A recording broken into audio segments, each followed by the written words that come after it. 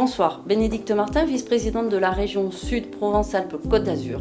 Je regrette de ne pouvoir être parmi vous ce soir à l'occasion de cette soirée annuelle de Luberon Sorgue Entreprendre. Néanmoins, je tenais par ces quelques mots à saluer la distinction Entreprise exemplaire 2023 attribuée à Mayoli au titre de l'écologie industrielle et territoriale.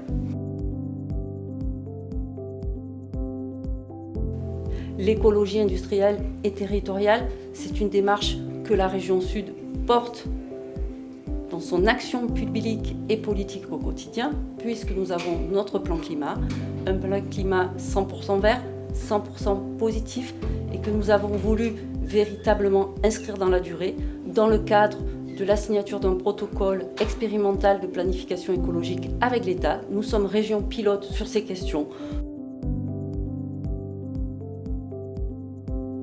Pourquoi distinguer Mayoli aujourd'hui ? Tout simplement parce que Mayoli incarne cette démarche d'écologie industrielle et territoriale portée par Luberon Sorgue Entreprendre avec le soutien de la région Sud et de l'ADEME. L'écologie industrielle et territoriale vise à concilier le développement économique et une économie des ressources avec des usages plus sobres, qu'il s'agisse de l'énergie, qu'il s'agisse de la ressource en eau, qu'il s'agisse de moins produire de déchets ou de réutiliser, recycler les déchets. C'est une démarche que Laura Dos Santos de chez Mayoli a également portée au niveau du club d'entreprise LSE à travers le groupe Industrie, qu'elle porte également à travers le plan atmosphère de l'Adréal. C'est une démarche où institutions, territoires, entreprises mettent leur énergie en commun au service d'un développement durable d'un territoire, ce territoire qui est aussi inscrit dans une démarche de PCAET portée par le SCOT de Cavaillon et de l'Île-sur-Sorgue, qui fait de ce territoire un territoire avant-gardiste où l'on peut vivre, où l'on peut développer l'économie et l'emploi. Bref, c'est une entreprise leader, avant-gardiste, à l'image des entreprises et de ce beau territoire entre Luberon, Mont-de-Vaucluse et Pays des Sorgues.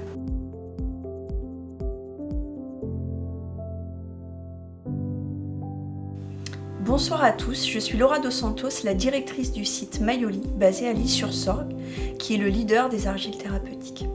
Je ne peux malheureusement pas être avec vous ce soir, mais je voulais vous parler des initiatives EIT lancées par le groupe Industrie.